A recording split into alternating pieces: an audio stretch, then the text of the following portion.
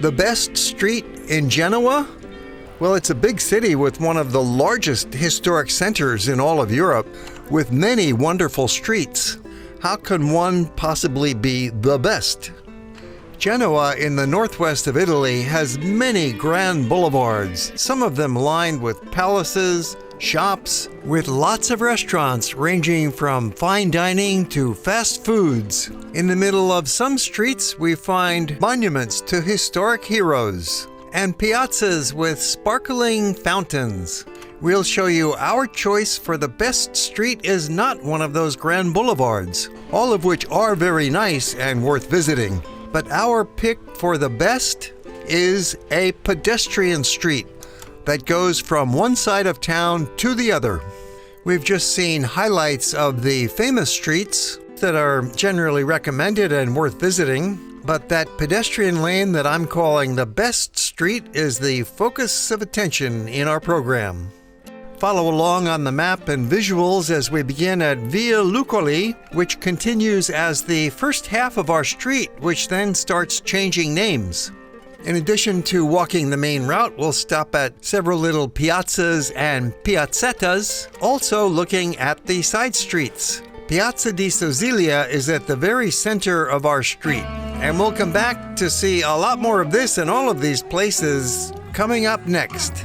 As we reach the end of our quick outline and summary of the walk, passing along Via Banchi, then finally via Ponte Reale to the waterfront. Now let's begin our actual walking tour of this best street, starting at Piazza delle Fontane Marose, with several UNESCO World Heritage palaces.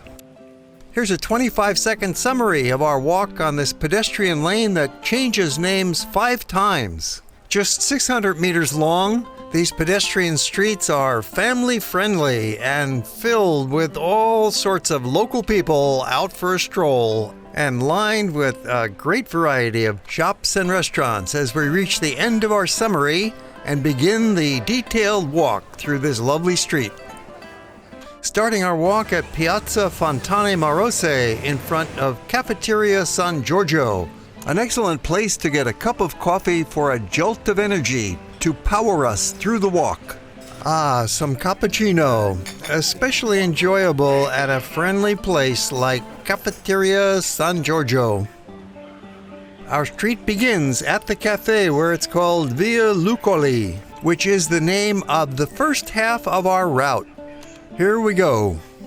It's a very easy walk because it's slightly downhill, then levels off, and is very well paved. At street level, we have shops, and upstairs are homes for the local people, as you see from all the doorbells here. There are numerous side lanes, often called Salita, which means climb, because many of these side lanes go uphill. Here's our route again on a big map, and showing the many side lanes that branch off from our route. Notice the streets with gray color. They call them carugi. These are more of the pedestrian lanes that extend throughout the historic center, which is one of the largest pedestrian zones in all of Europe. There is a small piazza along Via Luccoli with outdoor tables in the center and shops around it. Notice that service trucks are allowed in the pedestrian zone. Another side lane leads off, heading towards Piazza del Ferro. You could easily spend a full day walking on this main street and branching off to those side lanes and other little piazzas in the neighborhood. You can go around in loop fashion and come back to the main street and take another loop, and so on. Lots of shops, restaurants, historic sites to see. Or you could take just 12 minutes walking at 2 miles an hour from one end of the street to the other, which is only 600 meters long. But you'll certainly want to stop for refreshments, maybe some gelato, do some window shopping. Take your time and enjoy the sights. This is the magic of a pedestrian street, a haven where cars are banished and the simple pleasure of walking reigns supreme. One of the joys of strolling down a pedestrian street is that sense of tranquility that it offers. Be advised, you will see graffiti on some of the streets. Like many historic harbor cities, Genoa has a certain gritty charm that adds to its unique character. It's a bit of a rough around the edges quality here, which adds to the city's raw artistic vibe and creates that unique and authentic atmosphere with a great diversity of culture.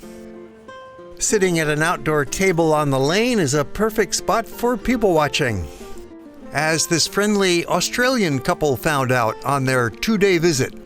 So how do you like this place? Love it. And you?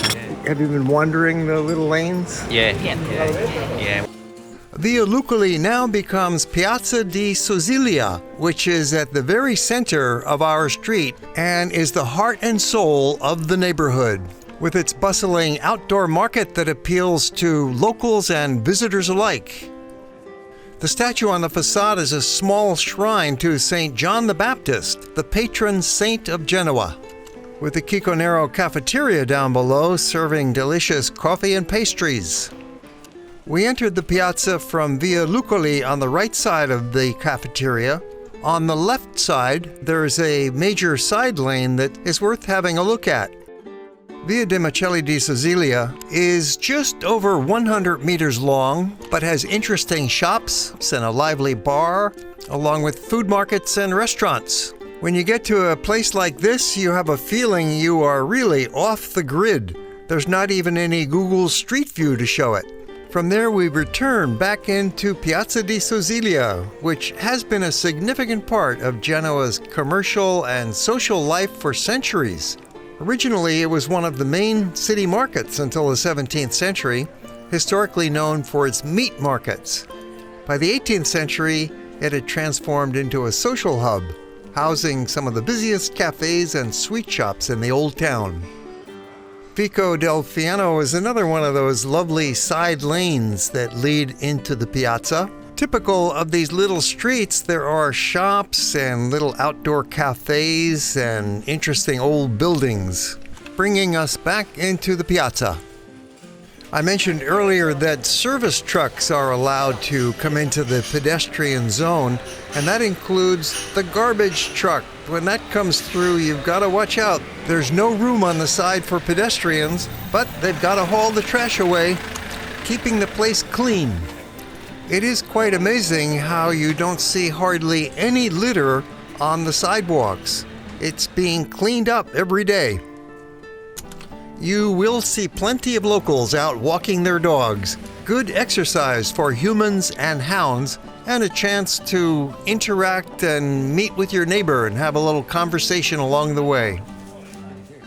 It's really quite nice to be walking along such an interesting street with hardly any tourists. It seems this street is about 99% local.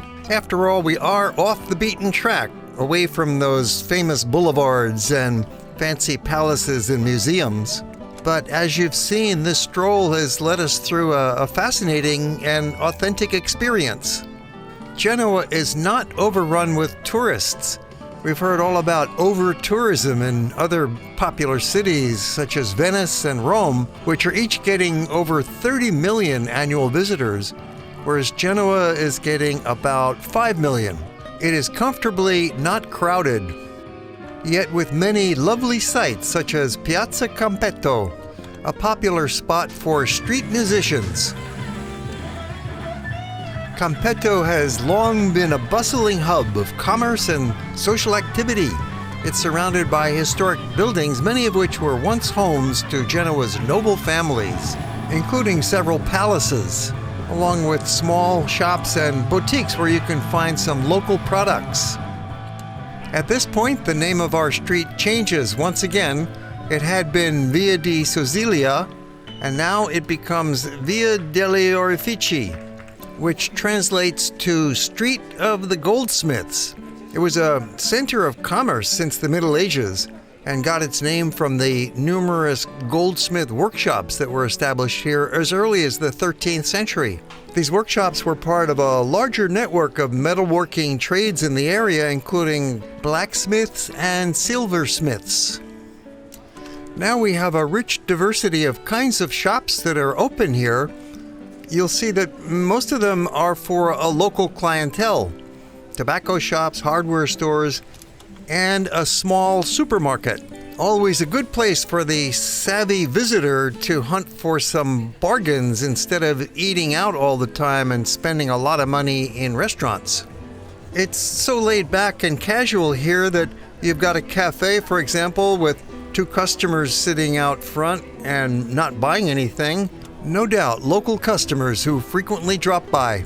And the waitress sitting on a stool, chatting with them for quite a long time. Retail at street level, and upstairs there are lots of apartments, as we have seen from the very beginning. It's a mixed-use neighborhood with shops and homes thriving together. In the early evening, the street gets even busier, with that golden light setting in where you have the ambient mix of street lights and shop, and the beginning of a luminous twilight. With this lovely scene of friendly conviviality, you can see why I have picked this street as the best in Genoa. It has been one continuous street, but changing names 5 times and offering an endless variety of sights and characteristics. Now changing names again to Via Banchi, and finally we see a small tour group. The name, of course, means Bank Street, reflecting its historical role as a hub for money changers and merchants. It was known for its bustling markets and commercial activities, making it a vital part of Genoa's economic life. It leads right into Piazza Banchi, which has been a central hub of commerce since the 12th century. Originally it was a grain market, later became famous for its money changer stalls. Church of San Pietro was built in the late 16th century above a series of shops combining religious and commercial functions, funded by the sale of those retail spaces down below, giving rise to a nickname, Church Above the Shops. These pedestrian streets and piazzas offer a serene tranquility and are also vibrant hubs of activity filled with life and a sense of community. These car-free streets also play a vital role in promoting the economy. Businesses located here often thrive as they attract a steady stream of customers who are drawn to the pedestrian-friendly atmosphere. At one time, merchants feared pedestrian streets, then realized it was good for business. Another charming pedestrian lane, Via San Luca, veers off from our main street, branching out from Piazza Banchi. Another one of those long lanes extending 600 meters, a subject for another movie. Returning to Piazza Banchi, we have almost reached the end of our journey. With a final look around and one more short segment of our best street that exits a corner of the piazza. Now we are on Via al Ponte Reale and heading for the waterfront, with a final look back at Piazza Banchi. We have completed our walk along Genoa's best street. It only took 12 minutes in the video, and you could have walked it quickly in 12 minutes. But as you have seen, you'll want to spend a lot of time exploring this wonderful neighborhood, which ends up at the Old Port waterfront. Of course, in addition to our best street, there is much more to see in Genoa. So many wonderful sights, palaces, museums, and lots of other pedestrian streets throughout the city. You could easily spend 3 or 4 days in Genoa and never get tired of all these wonderful sights. So with this big variety of streets, some busy, others quiet, some wide, some narrow, how can one pick the best? With so many outstanding possibilities. Let's say you only had 1 or 2 days here. How do you best spend your time in order to see the palaces with their wonderful museums, then take a stroll along the grand waterfront and see the marina? Where would you go for a nice walk along the most fascinating street? By now you know the answer is obvious. Walk along our best street. But be sure to spend enough time in Genoa, which could take 3 or 4 days to properly see all the wonderful sights. We frequently upload new movies, so please subscribe to our channel and click that little alarm bell so you'll be notified. And if you enjoyed the movie, how about a thumbs up? And we always welcome comments down below.